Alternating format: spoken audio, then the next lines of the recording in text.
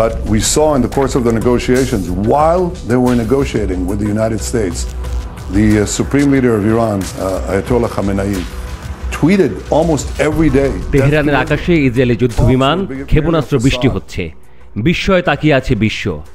ইরানও ইটের বদলে পাটকেল নয়তো আস্ত পাহাড় ছুঁড়ে মারছে। পরিস্থিতি সামাল দিতে না পেরে আরও ক্ষিপ্ত হয়ে উঠেছে গোয়ার গোবিন্দ নেতানিয়াহু। এবার এক বিস্ফোরক বিবৃতিতে ইসরায়েলের প্রধানমন্ত্রী বেনিয়ামিন নেতানিয়াহু জানিয়ে দিলেন, ইরানের সর্বোচ্চ নেতা আয়াতুল্লাহ আলী খামেনিকে হত্যা করাকে তারা আবশ্যক মনে করছে না, তবে সেই পথ থেকে একেবারে সরেও আসেনি তেল আবিব। নেতানিয়াহুর মতে খামেনিকে হত্যা করার মতো এক হামলাই পারে মধ্যপ্রাচ্যের দীর্ঘস্থায়ী সংঘাতের ইতি টানতে। ইসরায়েলের প্রধানমন্ত্রী বলেছেন, এটা যুদ্ধকে বাড়াবে না, বরং শেষ করবে। মার্কিন সংবাদ মাধ্যম এবিসি নিউজকে দেয়া এক সাক্ষাৎকারে তিনি আরও বলেন, ইরানই একমাত্র পক্ষ যারা চিরস্থায়ী যুদ্ধ চায় এবং পুরো অঞ্চলে সন্ত্রাস ছড়িয়ে দিতে মরিয়া।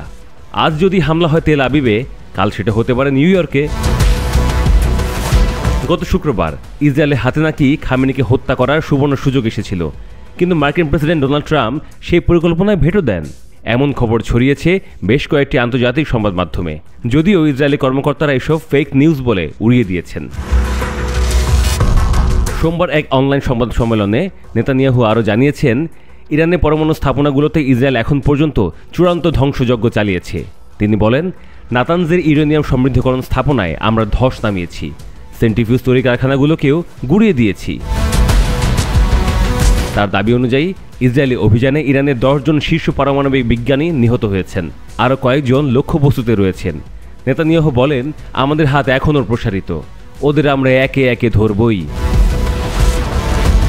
ব্যালিস্টিক ক্ষেপণাস্ত্রের প্রসঙ্গ টেনে নেতানিয়াহু জানান, শুক্রবার থেকে ইরান প্রায় 350টি ক্ষেপণাস্ত্র ইসরায়েলের দিকে ছুড়েছে, যার জবাবে ইসরায়েল একের পর এক উৎপাদন কারখানা ও উৎক্ষেপণ ব্যবস্থা ধ্বংস করছে। ইরানের নিরাপত্তা শীর্ষ নেতাদের মধ্যে 3 জন চিফ অফ স্টাফের ইতিমধ্যেই বিচার করা হয়েছে বলে দাবি করেন নেতানিয়াহু। নেতানিয়াহুর দাবি, পশ্চিম ইরানের আকাশ প্রতিরক্ষা ব্যবস্থাকে নিশ্চিহ্ন করে দেওয়া হয়েছে।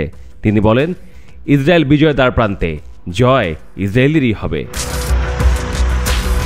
ইসরায়েলি জাতীয় নিরাপত্তা উপদেষ্টা জানিয়েছেন, এই অভিযানে মূল লক্ষ্য 4টি: ইরানের পারমাণবিক কর্মসূচি ধ্বংস, ব্যালিস্টিক ক্ষেপণাস্ত্রের ক্ষমতা নষ্ট, ইসরায়েলের বিরুদ্ধে সম্ভাব্য স্থল হামলার প্রস্তুতি নস্যাৎ করা এবং ভবিষ্যতে কূটনৈতিকভাবে ইরানকে চাপে রাখা। এদিকে স্যাটেলাইট চিত্রে দেখা গেছে নাতানজ পরমাণু কেন্দ্রে ব্যাপক ধ্বংসের চিহ্ন।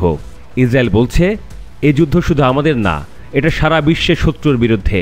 যারা বলে ইসরায়েল ধ্বংস হোক, আমেরিকা ধ্বংস হোক, তাদের থামানো এখন সময়ের দাবি।